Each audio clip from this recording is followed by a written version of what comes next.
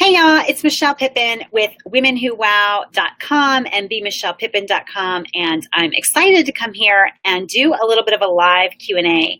I am hoping that I can see your comments here. Sometimes I'm using an app and sometimes I don't see the comments, but I would love to answer your questions live if you have them. But I do want to start out doing what I promised I would do and letting people know that I am that I'm listening to you. I get your questions, and sometimes I feel like the questions are too nuanced to just kind of type out an answer. And sometimes I know that these questions are, if you're asking them and lots of other people are asking them, sometimes I'm getting the question over and over again, as I do in my virtual mastermind.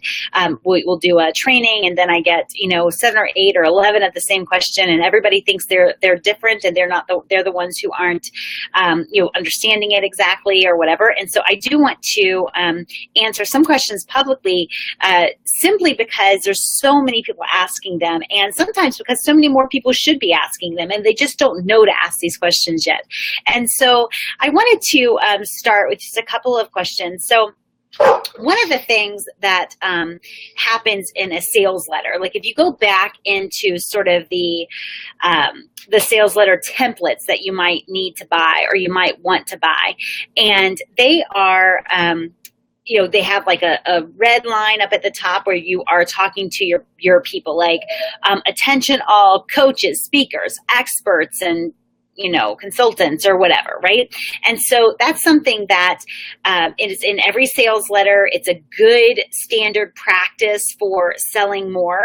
And I do take it a little bit of a step further. One of our Women Who Wow members asked me a little bit about this when she said, can you tell me more about affirming your clients? And so while it's important to call out that attention line of who you're talking to, while it is important to do that in sales letters when you're speaking from the stage, et cetera, you don't want to just be too black and white and bland with it. You want to be able to call them out, not just as who they are technically, like a coach or a speaker or whatever, but you want to be able to call them out as a coach or speaker or expert that they want to be and that they really are, and they just haven't maybe stepped into it fully yet. And so you want to affirm your clients. You want to affirm your target market, not to blow smoke up their skirt, right? This isn't a lesson in BS. This is about really removing for them all of the things that maybe hold them back, all the layers of like procrastination or doubt or whatever. And so when you are writing sales copy, when you are writing a sales page, when you're formulating like maybe a talk that you're giving, you want to make sure that when you're not only calling out your target market, but you're calling them out in a way that affirms who they really are and who they want to be. This really makes a difference because you sometimes need to get your target market out of their own way. Right? Out of their own way. And this is something that you want to make sure that you're doing regularly to be sure that you are not allowing them to stay stuck somewhere where they can't see the potential of their future, whether it's health or wellness or marriage or life or business or whatever it is that you help people with. You want to call out who they really are and who they want to be. Again, not for some BS, thing just to get more sales, but to get them out of their own way. And I know that I can speak for myself and a lot of our members who say, we appreciate being called out for who we really are. We appreciate being reminded that we are, warrior women, that we are women who wow, that we have something amazing going on and something amazing to offer the world. And sometimes we need that in order to take action on our own behalf. So I'm going to leave that question there and I'm going to move on to a couple more that I've received. So I get a lot of questions about my daily habits, and I've written about it a lot. I've done videos on it. I talk about time management a lot. I do get a lot done, and I do get a lot done in a small period of time. So I'm in the summer months when I'm recording this video, obviously, if you're watching it live. And it is a little bit of a different time period for me, right? All of my kids are home. My husband is home. My schedule is kind of topsy-turvy. And so in the summer months, you'll find me, maybe working at night because I was at the beach during the day, or I will take a client. I have a client that I meet with early on Sunday morning. It's just convenient for him and it's convenient for me.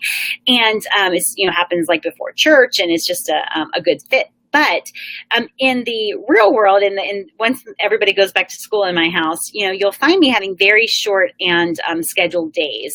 And this is so when my family walks in after a day at school or work, I can be present to them, and they don't have to find me in my office and kind of hold away and working. And one of the things that I'm very passionate about is living according to my priorities. And I don't know how to say this differently than I've said it in the past, and I don't want anybody to hear what I'm not saying, but I really desire freedom, right? Absolute freedom, freedom to choose where and when I work, freedom to choose who I work with, freedom to make my own schedule, freedom to choose the actual tasks that I do. I want my work to be passion driven. I want it to be fun. I don't want to dread it. And I want that freedom. And part of something that held me back a little bit for a while is I felt like in order to have that freedom, I shouldn't be kind of tethered to systems and habits and things that happen no matter what, right? And so it was something that held me back. And Steve Chandler told me, and I don't know if it's his quote or whatever, I attribute it to him. He said, "Only the disciplined are free. Only the disciplined are free." And that really struck a chord with me because I don't love discipline. I don't think most of us do, but I love freedom. And I started to kind of play with that a little bit, implementing it in my life and play with it a little bit. And I realized that the more disciplined I was in my daily habits, the more free I became, right? And so in business, I started doing this. And then just recently, really the past few months, I've been doing this in my health and my fitness, which is why I look like hell right now, just because I do get up and I get dressed in my workout clothes. I don't miss a workout anymore. I'm eating clean and stuff like that. And as a result, I'm more free in terms of what I can put on and feel good about and how quickly I can get dressed to go out or whatever, because I'm kind of shedding some extra layers that have been around for too long. But getting back to business. So the daily habits created kind of a system and a discipline that led to the freedom that I really, really wanted and really desired. And so if you kind of think of it, if you struggle with discipline because you really want the freedom, you want to be able to wake up every day and kind of do exactly what you want to do. And I applaud you for that. It's how I feel like I'm living. But it's based on some daily habits that happen no matter what. I do not check my emotional temperature to see how I'm feeling that day, none of that. But here's some daily habits just to answer the questions that are coming in. Like, there's a lot of questions about my morning routine, a lot of questions about sometimes like when I wake up, when I go to bed, questions about exactly how I kind of structure or choreograph my day for the optimum productivity. So there's a few of them. So I just want to go over like my morning routine in case it helps. A lot of people have asked about it. So I wake up usually 5 or 5:30 in the morning, and Smalls is my dog. He's kind of helped me, with that. I've always been an early riser, but Smalls kind of wakes up like ready to, he kisses me and he's like, I'm ready to wake up now. And he's not particularly hungry. He doesn't really have to go out to, but he's used to waking up early. So typically that's how I wake up. And the summer months, the sun is rising around that time. It feels great. I get up and make my coffee first thing after I feed Smalls, and then I go out on my back deck unless it's raining, and I just sit there and just kind of take it all in for a little bit.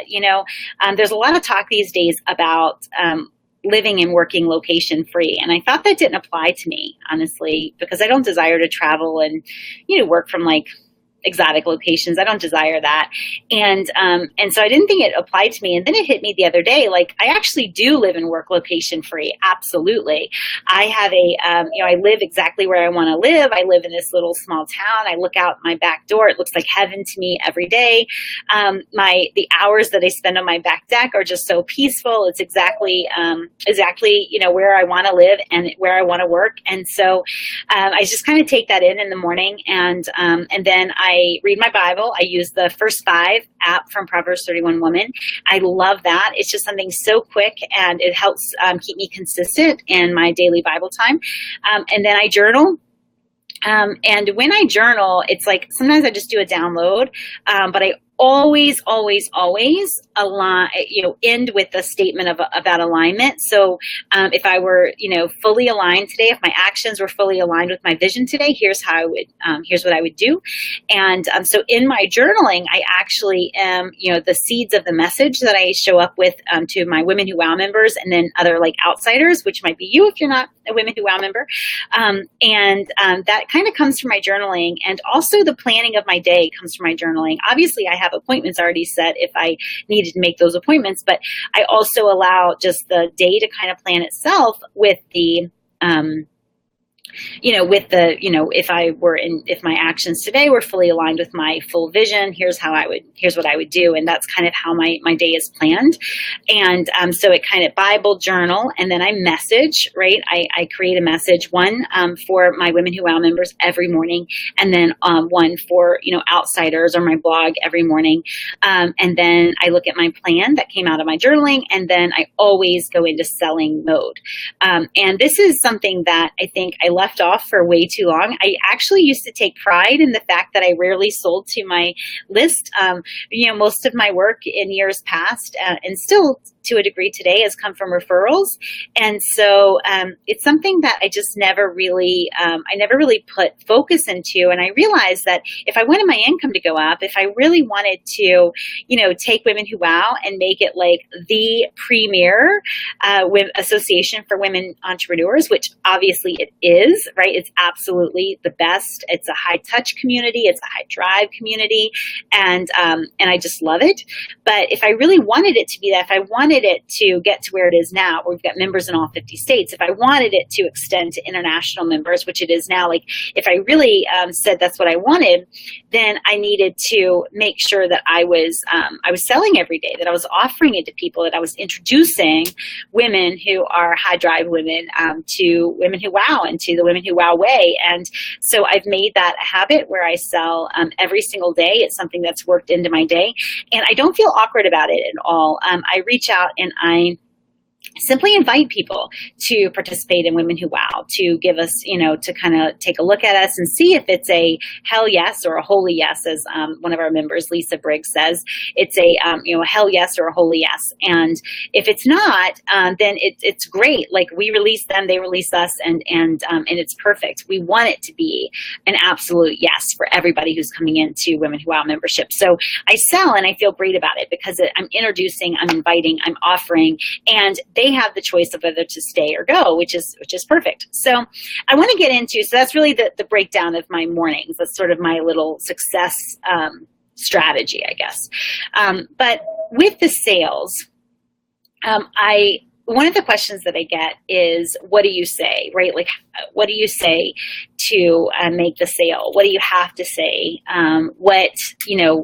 What are some lines to say? And this kind of comes from some old school sales training, like what is my closing statement, or, how can I reframe objections or whatever. And I've done a lot of speaking on this. I've written on this, and it's not that I disagree with what I said before.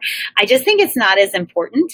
And I think that the question is best answered when you say, what do you say to make sales? I think the question is best answered by, it depends, right? It depends. It depends on what you're selling and what your relationship is with the person that you're selling. It depends on who they are and what problem you're solving for them. It depends on what you anticipate their objections are. And so, the answer is really, it depends. And so I want to go into that a little bit.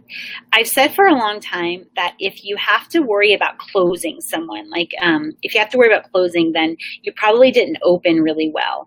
And there's a big hole, I feel like, in the market of entrepreneurship, and that people aren't talking about, and they kind of dance all the way around it. As a matter of fact, as I'm saying this, I know I need to create a training for my Women Who Wow members about this, but we kind of dance around it, and it's the whole of positioning, right? So we dance around this with our with our branding, as an example, with our logo, with our tagline. And so we kind of go all the way around this whole thing of getting in proper positioning with our target market. And this is something that makes all the difference in the world, because if you are positioned as needy or as aggressive or as the pursuer in a sales relationship, you are immediately at a disadvantage, and you'd have to rely on some kind of sleazy sales tactics to get people to say yes, right? And that's not where any of us want to be. And so the flip side of that is, if you are well positioned, if you're properly positioned with your target market to where they see you as an expert, to where they know that you can solve the problem that they want, to where they feel grateful when they get to work with you. And this is not an ego thing, right? This is because you're operating in your, best zone and in your genius zone. Actually, that term is something I got from Kathy Eckert, who's one of our Women Who Wow members, and it's come up for me twice today. But when you're there, then you never have to convince people to work with you, right? You never have to beg and plead and figure out what are the magic words to say. So positioning, and I really, if you're struggling with sales, then it would really behoove you to think about what your positioning is. Are you positioned as a true expert in your niche, in your industry? Or are you positioned as sort of just another option for them to consider? And when you position yourself well, then that is when a line forms out the proverbial door. That's when you have a waiting list of people who want to work with you. That's when you get to pick and choose your clients. That's when you get to fire clients who are misbehaving. That's when you get to choose who you want to work with, go after them, and invite them into a deeper relationship with you. And so that's when a lot of the magic happens. It does hinge on you being properly positioned. So if you have a question about that, definitely private message me or whatever. But the answer to the question is what do I say in this sales situation or that sales situation? The true answer is it depends. But there's a few different keys that you want to do, right? Obviously, proper positioning is absolutely critical, because that's how you open, right? That's how you open. And by the way, if people are coming to you with a problem and they're saying, this is my problem, and how can, what do I do about it, etc., that's a sign that you might be pretty well positioned, right? As the expert, they know who to come to. So that's a good sign. But you have to at least know the problem that you solve, right? And the target market that you solve that problem for. And you have to know their language. It's important when you're selling not to use your language of something that's really glossed up and academic and, theory-based and blah, blah, blah, blah, blah, right? That might win you an A from an English teacher or from one of your college professors. But you're the expert, so you might know terminology that makes you look really smart, but it doesn't connect you with your target market. And so what do you say? Well, you need to speak about the problem that you solve the way they speak about it, right? And so this is something that is easy for you to do. You can find out how your target market is talking about the problem you solve just by eavesdropping in different Facebook groups or, listening in. I mean, sometimes when I'm asked to speak, let's say I'm asked to keynote, which is very rare, right? Because I'm not a good keynote, but I do speak quite a bit. And when I'm asked to speak, and a lot of times I work into my fee proposal, I work in being at the event the entire day prior to the leading into when I'm speaking. And the reason is I want to be in the hallways. I want to be in the bathrooms. I want to be listening in for how the audience is talking, the language they're using, the problems they're having. I want my keynote or my presentation to be a perfect fit. And so I have to know their language. And the same thing is true for sales. So you need to be able to talk about the problem you solve, but in the language of your target market. You also need to affirm that what they want is possible, right? If it really is, right? Again, I don't want to do any BS, right? It's not blowing smoke up their skirt. It is really affirming what's possible for them, possibly even what's probable for them if they change some things in their life or health or business or whatever it is, whatever sandbox that you play in. So you want to do those two things right up front, right? And then, be direct. When you can help someone, don't shy away from saying it. Go ahead and say, hey, how can this, let them know, how can this become a yes? Like, what do you need to say yes to this right now? And that's not pushy or aggressive. It's really like getting to the heart of it. And the truth is, if they're not a yes, then, they'll let you know right then, like, there's no way I'm getting to a yes. They won't say those words, but they'll, put you off in some other way. But a lot of times it comes down to saying, like, listen, what would it take to get us to, where we can get started right away. So I hope this helps. And if you have any other questions, like, plop them in the comments below, or you can private message me. And I'll do more of these Q&As as my schedule allows. I know there's been a lot of requests for it, so I appreciate that. I love your questions. I would love for you to ask them live. And I'll talk with you guys soon. I'll talk to you next time.